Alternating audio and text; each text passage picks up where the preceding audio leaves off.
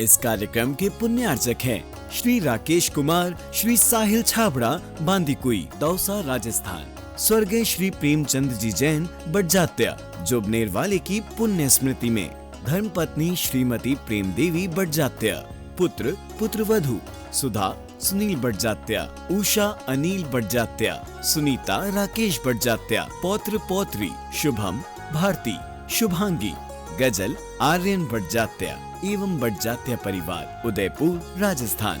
कंवरी लाल जी, नंदू देवी, मनोज जी, कोमल जी, राकेश कुमार जी, ऋषभ जी, वर्धमान अजमेरा, कोटड़ी, जिला भिलवाड़ा, राजस्थान। जीवम जीवम दव्वम जिन्वर वसेण जीर्णने दिठम देविंद विंद वंदम वंदे तम सबदा शिरसा।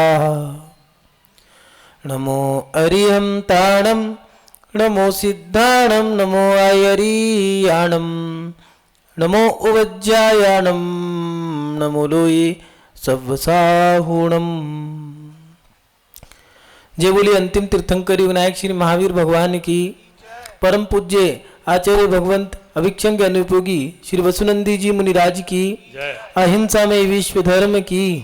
सभी उपस्थित धर्म प्रेमी पुण्य आत्मा एवं महानुभाव, गृहस्थ जीवन या यूँ कहें कि धर्म का क्षेत्र हो या गृहस्थ का क्षेत्र हो, मोक्ष मार्ग हो या संसार हो, सुख दोनों में ही नहीं है। एक में संघर्ष करने के बाद, पुरुषार्थ करने के बाद भी दुख मिलता है, एक में कांटों पर चल कर के स्वयं दुख हम ले रहे हैं, लेकिन उस दुख में बाहर से दुख है, अंतरंग से एक आनंद होता है। संसारी जीवन या यूँ कहें कि संसारी जीवों के जीवन में सुख और दुख दोनों लगे रहते हैं। दुख के बाद सुख और सुख के बाद दुख, दुख सुख सुख दुख, ये दोनों संसारी जीवों के जीवन में रहते हैं। सुख का आना साता कर्म, दुख का आना असाता कर्म, ये वेदनीय कर्म के ही दोनों भाग हैं। अति सुख भी हमारे दुख का कारण बन जाता है और अति दुख, दुख तो दुख ही है। लेकिन जब दुख आता है तो दुख के समय में घटनाएं भी ऐसी घटती हैं, या तो वियोग हो जाना, अपनों का बिछड़ जाना, किसी का परलोक सिधार जाना, किसी का धोखा दे देना, घाटा लग जाना, या कोई ऐसी घटना घट गई जिसके माध्यम से हमारा शरीर घायल हो गया, चोट लग जाना, या ये कहें ये भी कुछ नहीं है, कोई व्यक्ति कहे कि मैं इन सब चीज़ों से बचा हुआ हूँ, कोई मेरा है ही नहीं तो मरने का दुख क्या मनाऊँ, वियोग का दुख क्या मनाऊँ, मैं चलने फिरने की क्रिया को बंद कर दूंगा तो चोट नहीं लगेगी। ऐसी मान्यता के माध्यम से कुछ लोग ऐसा भी कर लेते हैं कि भैया हमारे कुंडली में, हमारे ज्योतिष में बताया है कि तुम गाड़ी चलाओगे तो एक्सीडेंट हो जाएगा, हम गाड़ी चलाना बंद कर देते हैं। कुछ विद्याओं के माध्यम से हमें जानकारी मिल जाती है कि हमारे आने वाले कल में क्या होगा। विद्या, अनुभव, निमित्त ज्ञान, अनुमान ज्ञान, इन ज्ञान के माध्यम से हमें पता लग सकता है कि हमारे आने वाले कल में क्या होगा। लेकिन कुछ चीज़ें ऐसी हैं जिन पर हम सावधानी बरतते हैं, और सावधानी बरतने के बाद भी मौसमों के अनुसार, चाहे गर्मी हो, सर्दी हो, बरसात हो, अलग अलग ऋतुओं के आने पर हमारे शरीर के अंदर जो कण हैं, जिनको आप बैक्टीरिया कहते हो, जो कीटाणु हैं, वो बदलते हैं, और उनके बदलने पर कभी संतुलन बिगड़ने के कारण किसी की संख्या कम हो गई, किसी की ज़्यादा हो गई। अच्छे बैक्टीरियाज जो हैं उनकी संख्या ज़्यादा होने पर हम प्रसन्न हो जाते हैं, शरीर के अंदर हर्ष, उल्लास, उमंग, ताजगी बनी रहती है। और जब वो बैक्टीरिया अच्छे वाले बैक्टीरिया कम हो जाते हैं तो हताश, उदास, निराश हो जाते हैं।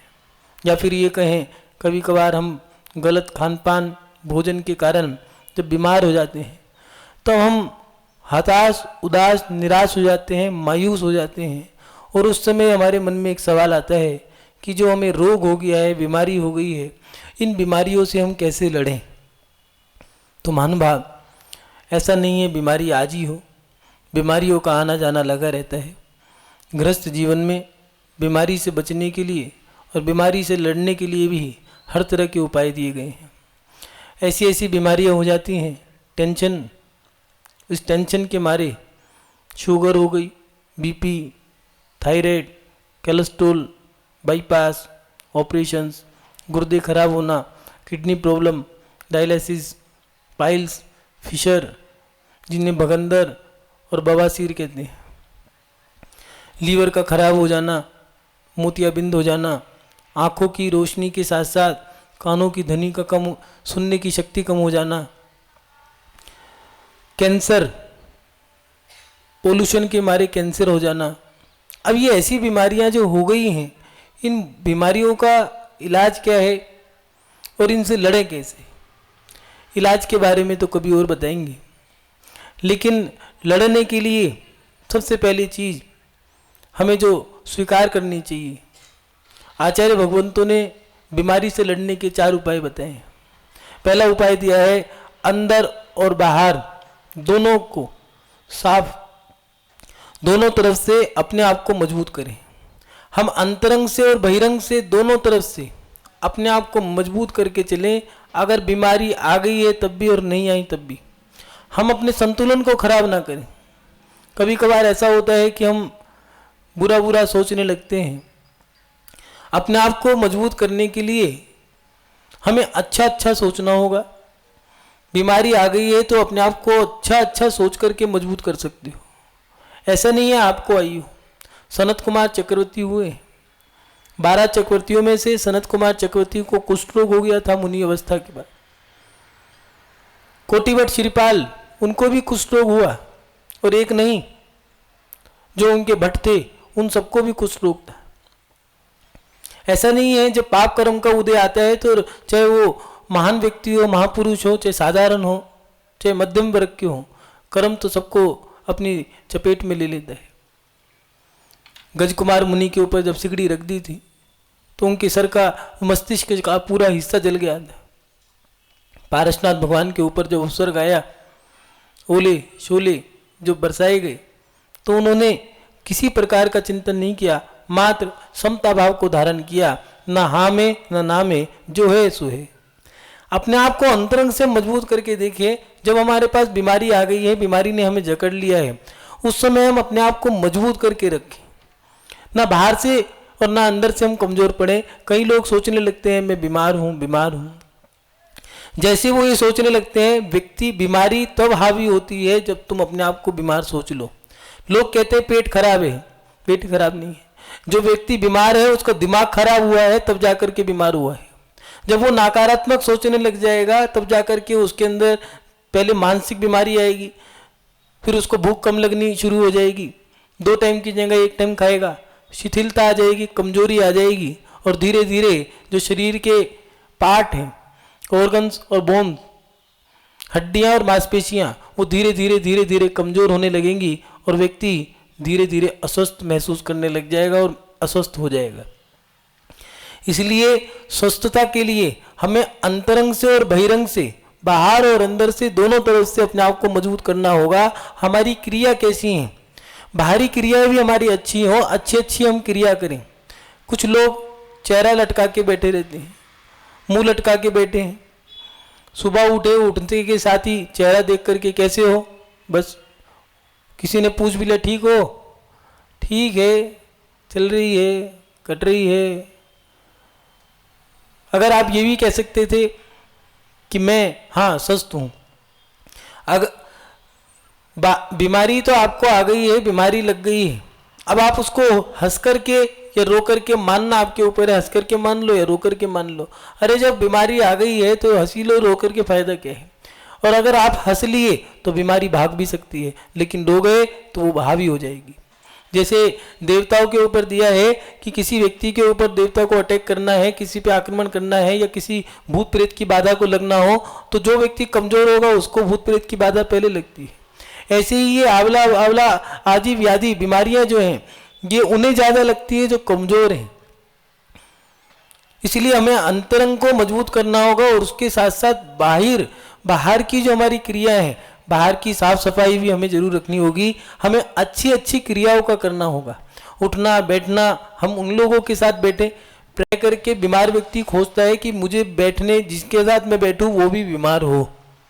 उदास जब व्यक्ति होता है तो सोचता है कि मैं उन्हीं लोगों के साथ बैठूं जो उदास हो, जिनके चेहरे उदास हो, जो हताश हो, निराश हो, उन्हीं को ढूंढता है। आप बीमार हो तो स्वस्थ व्यक्ति के साथ बैठो जिससे कि आप स्वस्थ हो जाओगे। वो हंस रहे हैं, आप भी हंसो।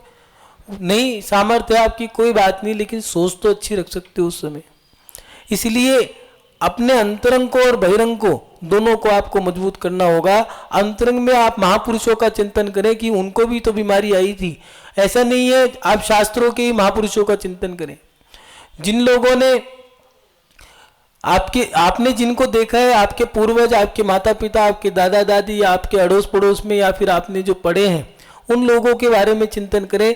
एक लड़की जिसके ऊपर से 49 बार ट्रेन गुजर गई, उसके पैर के ऊपर से, और फिर भी वो लड़की हार नहीं मान रही है कि मैं अपने जीवन में कुछ करके दिखाऊंगी, और एवरेस्ट की चोटी चढ़ गई। एक पैर के माध्यम से कोई एवरेस्ट की चोटी चढ़ भी सकता है क्या? आप तो यही सोचते रहोगे, और वो चढ़ गई। इसलिए आप उन लोगों के बारे में चिंतन करें जिनके माध्यम से आपको सकारात्मकता मिले, आपको ऊर्जा मिले, अंतरंग को मजबूती मिलती है। आप सकारात्मक व्यक्तियों के बारे में सोचें जिन लोगों ने इतना संघर्ष किया कि मेरे साथ तो क्या हुआ। कुछ लोग कहते हैं हमने जीवन भर पापड़ बेले। अरे पापड़ आपने बेले हैं क्या? पापड़ सीता ने नहीं बेले क्या? गृहस्थ जीवन में माता पिता के नीचे रही, और उसके बाद जब शादी हो गई, शादी के बाद वनवास गई, वनवास से लौट के आई तो फिर देश निकाला दे दिया, देश निकाला देने के बाद लौट के आई तो अग्नि परीक्षा ली, अग्नि परीक्षा के बाद दीक्षा ले ली, दीक्षा लेने के बाद 60,000 उपवास किए। कितना संघर्ष उनने किया होगा, और उसका फल पतिंद्र का पद प्राप्त किया। इसलिए उन लोगों का चिंतन करो कि उन्होंने कैसे संघर्ष किया होगा, कैसे उन्होंने लड़ाई करी होगी। कोटिभट श्रीपाल अपनी बीमारी से भी लड़ रहा है, और अपनी बीमारी के साथ साथ अपनी पत्नी को भी प्रसन्न करने की कोशिश कर रहे हैं। गृहस्थी भी चला रहे हैं, पैर नहीं है, दोनों हाथ नहीं है, दोनों पैर नहीं है, फिर भी आकाश में उड़ने की उम्मीद है। अपने एक उम्मीद के सारे जी रहा है, और कई लोगों को मोटिवेट कर रहे हैं। एक नहीं, हजारों लोगों को मोटिवेट कर रहा है। इसलिए उन लोगों के बारे में सोचे जो हमें ऊर्जा दे सकते हैं। अपने अंतरंग को मजबूत बनाने का प्रयास करें, और उसके साथ साथ बाहर की जो क्रियाएं हैं, बहिरंग क्रिया को भी, बाहर की आपकी जो उठना बैठना बोलना चालना, बीमारी के समय में आप सकारात्मक लोगों के साथ बैठे बोले, अच्छी से अच्छी क्रिया करें, साफ सुथरी क्रिया करें। कुछ लोग बीमारी में नहाते ही नहीं है। नहाने का त्याग क्यों भैया? पानी की बचत होगी क्या?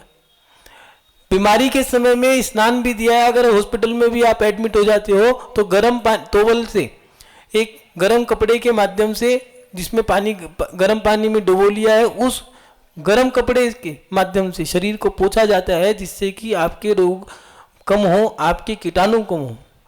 इसलिए बीमारी के समय में बाहर का साफ सफाई का वातावरण पूरा होना चाहिए, साफ सफाई भी होनी जरूरी है। इसलिए अंदर और बाहर दोनों से आपको मजबूत होना पड़ेगा। दूसरी बात ये, खान पान पर पूरा ध्यान रखना होगा। बीमारी के समय में अगर आपको लड़ना है तो आपको खान पान पे ध्यान रखना होगा, अच्छा भोजन करना होगा, स्वच्छ शुद्ध पौष्टिक सात्विक भोजन आपको करना होगा।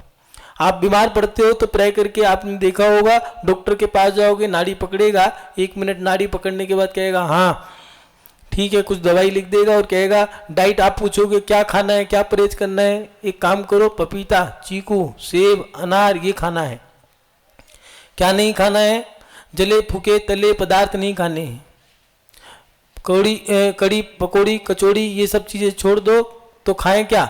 खिचड़ी जिसमें घी ना हो, मिर्च ना हो, तेल ना हो, मात्र नमक डला हो, और दूध दलिया, पपीता, चीकू, सेब, अनार।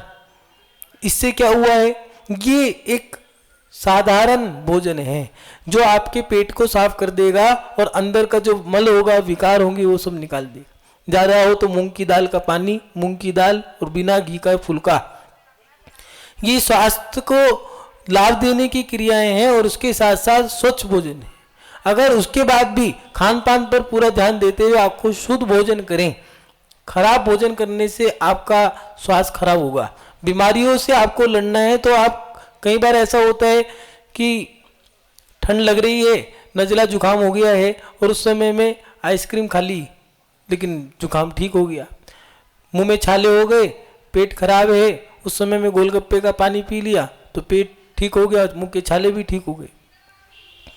ऐसे समय में कभी कभार शरीर के जो रोग हैं वो आपकी बाहर की सामग्री भी मांगती है। कभी कभार ऐसा होता है उन चीज़ों को खाने से हम ठीक हो जाते हैं, लेकिन उसमें आप कंट्रोल करें, ज़्यादा ना खाएं, उसमें थोड़ा सा मन के मुताबिक। आयुर्वेद में दिया है जो रुचे सो पचे, जो आपको रुच रहा है वो आपको पचेगा, लेकिन इतना ना खाएं जिससे कि वो रुचने की जगह आपको हानिकारक बन जाए। इसलिए खान पान पे ध्यान दें, गंदा खाना ना खाएं, बासी सड़ा पुराना बाजार का भोजन जितना ज़्यादा करोगे उतना बीमार होगे। कोई कहे कि हम तो बीमार ही नहीं हुए, अरे आपकी सामर्थ्य है, आप पचा रहे हो, लेकिन जब सामर्थ्य खत्म हो जाएगी, आप जैसे कि एक मशीन से आपने 10 कपड़े सीने थे, आपने 100 कपड़े सी दिए, ठीक है, आपने 100 कपड़े सी दिए, मशीन चलती है 1 साल 6 महीने में टूट गई। ऐसी ही आपका शरीर है, आप कह रहे हो हमारी सामर्थ्य, हम खा रहे हैं, कोई बात नहीं, खा लो, आप जीते 80 साल, अब शरीर की जो आते हैं वो खराब हो गई हैं। 80 40 साल 50 साल की उम्र में अब डॉक्टर ने कह दिया कोलेस्ट्रॉल हो गया, बीपी हो गए, बीपी है, शुगर है और थायराइड है, घी बंद, चिकनाई बंद, तला बंद, खट्टा बंद, मीठा बंद, और उसके साथ साथ आपके तिक्त पदार्थ जो हैं, कड़ी पकौड़ी, कचौड़ी, छोले भटूरे, ये सब आपका त्याग हो गया। निकला क्या रिजल्ट, क्या निकला? वही रिजल्ट निकल के आया है कि जिन्होंने सात्विक भोजन किया है उनका 80 साल में भी कोई डॉक्टर ने, किसी ने कोई बीमारी नहीं बताई है, और जिन्होंने दवा के खा लिया है अब वो 40 साल की उम्र से ही दवा खाने से दवाई लाते हैं और जितना भोजन करते थे उसके साथ साथ उतनी दवाई खाते हैं। इसलिए अपने आप को स्वस्थ रखना है तो पहले अपने खान पान को स्वस्थ रखें। आज के समय में लोगों का खान पान बाजार का ज़्यादा हो गया है, वो ऐसे तरल पदार्थों को खाने लग गए हैं। सुबह उठते के साथ ही कड़ी कचौड़ी चाहिए, कड़ी पकौड़ी, कड़ी कचौड़ी, नहीं तो छोले भटूरे तो चाहिए ही चाहिए। इन चीज़ों से आपके शरीर की जो आते हैं, जो शरीर के ऑर्गन्स हैं, मांसपेशियां हैं, वो कमज़ोर हो जाएंगी, उनकी सामर्थ्य इतनी नहीं है जितना आप कर रहे हो। पहले साल में 3 या 4 बार पका हुआ भोजन बनता था, होली, दिवाली, रक्षाबंधन, ज़्यादा हो तो वर्षगांठ या जन्म दिवस, वो भी घर के मुखिया के जन्म दिवस पे बनता था, क्योंकि अगर सबके जन्म दिवस मनाएंगे तो पूरे दिन जन्म दिवस ही मनाते रहेंगे। 10-10, 15 तो बच्चे होते थे, फिर उनकी पत्नियां हैं, उनके बच्चों के भी बच्चे हैं, इसलिए मुखिया का जन्म दिवस मनाते थे। होली, दिवाली, रक्षाबंधन और जन्म दिवस, वर्षगांठ, इस पर 4-5 बार पूरे साल में तला हुआ भोजन बनता था। आज तो परिस्थिति ऐसी हो गई है कि सुबह उठते ही कड़ी कचौड़ी चाहिए, फोन कर दो घर पे ही आ जाएगा। पिज़्ज़ा चाहिए, बर्गर चाहिए, मोमो, ऐसी सामग्री आ गई है, गप्पे गप्पे, कि हम रोज रोज खा करके उनको खाने से बीमारी हो रहे हैं, पेट सड़ता जा रहा है, पेट बढ़ता जा रहा है, सब परेशान है, व्यक्ति खुद परेशान है, डॉक्टर भी कह रहा है वजन कम करो, पैर खराब हो जाएंगे, लेकिन हम करें क्या? हम वो चीज नहीं कर पा रहे। अपने जीवन का हमें संतुलन बनाना होगा, खान पान पे भी ध्यान रखना जरूरी है। इसलिए खान पान को शुद्ध रखें, शुद्ध और स्वच्छ रखें। जब भोजन आप करते हो तो हाथ पैर धो करके, भोजन बनाने से पहले की जो क्रिया है उसमें भी थोड़ा सा महिला वर्ग भी ध्यान रखें। सामग्रियों को पानी में आप लोग थोड़ी देर रखें। सब्जियों को धो करके उबले हुए गर्म पानी में, गुनगुने पानी में सब्जी को थोड़ी देर डुबा के रखें। उससे जो बैक्टीरियाज हैं या धूल मिट्टी के कण हैं या फिर सब्जियां हैं खेत से निकल के आएंगी या जमीन पे गिर के ही आएंगी, तो उनको गर्म पानी में थोड़ी देर रख कर के उसको धो करके फिर साफ करके आप उसको इस्तेमाल करें। फिर जब भोजन बन गया है तो हाथ पैर धो करके, मुंह धो करके, स्थान भी स्वच्छ हो, स्वच्छ स्थान पर बैठ करके आप लोग भोजन करें। भोजन मन से करें, बेमन से ना करें, थोड़ा करें लेकिन अच्छे से करें। और भोजन ज़्यादा ना बनाए, 50-100 आइटम बना ली, भोजन की सामग्री कम है कोई बात नहीं, लेकिन वो शरीर को पुष्ट करने वाले हो, सात्विक हो, सामने वाले को रुचे और उसको पचे, ऐसा भोजन हो। शुद्ध और सात्विक भोजन, शाकाहारी भोजन, ऐसा भोजन आपके लिए लाभदायक है। बीमारियों से लड़ने के लिए आपको भोजन पे भी ध्यान देना होगा और उसके साथ साथ साफ सफाई और परहेज पर भी विशेष ध्यान दें। जो बीमार व्यक्ति है उसको बीमारी जल्दी सही होना है तो बाहर का वातावरण भी वो ध्यान रखे कि आपका बाहर का वातावरण कितना अच्छा है। साफ सफाई का ध्यान दें। कई घरों के अंदर छतों पे लोहा लंगड़ पड़ा रहता है, कमरे के अंदर भी ऐसी चीजें हैं, और कमरे के बाहर भी जाओगे तो डस्टबिन के पास ऐसी जगह पड़ी होगी, वहां पर दूध आया तो दूध की थैलियां ही पड़ी हैं, इकट्ठी कर रहे हैं, उससे पूछ रहे हैं क्यों, तो 1 साल ये बिक जाएंगी इकट्ठी होकर के। घर के अंदर जो अखबार हैं उनको भी इकट्ठा कर लिया है, अरे कितने रुपए कमाओगे, करोड़ों रुपए का व्यापार थोड़ी ना है। इसलिए अपने घर के अंदर बस जितना हो सके घर को स्वच्छ रखो, साफ रखो, घर को खाली रखो। कुछ लोग दीवारों को भर देते हैं, घर के हर हिस्से को, हर कोने को भर देते हैं। जितना घर खाली रहेगा उतना घर में ज्यादा मन लगेगा, क्योंकि हर चीज की ऊर्जा होती है, कुछ नकारात्मक ऊर्जा होती है, कुछ सकारात्मक होती है। इसलिए अपने बाहर की साफ सफाई का भी ध्यान रखें, अपने कमरे का, अपने गली का, अपने कपड़ों का, अपने तन का भी ध्यान रखना होगा। बाहर की साफ सफाई के साथ साथ परहेज भी करना होगा। बीमारियां परहेज के साथ ठीक होती हैं, हमसे तो कंट्रोल होता ही नहीं है। जरा सी गर्मी लगी नहीं, पंखा चला लिया। बुखार के समय में जब औषधियां काम करने लगती हैं तो अंतरंग में गर्मी लगने लगती है, और जैसी गर्मी लगी हमें पंखा चला लिया, फिर बुखार हो गया। वो बुखार नहीं रहा, वो निमोनिया टाइफाइड बन गया। इसलिए परहेज करना जरूरी है, थोड़ा सा कंट्रोल करो। हम तो रह ही नहीं सकते, सुबह उठते ही हमें तो कड़ी कचौड़ी चाहिए, तला हुआ पदार्थ चाहिए।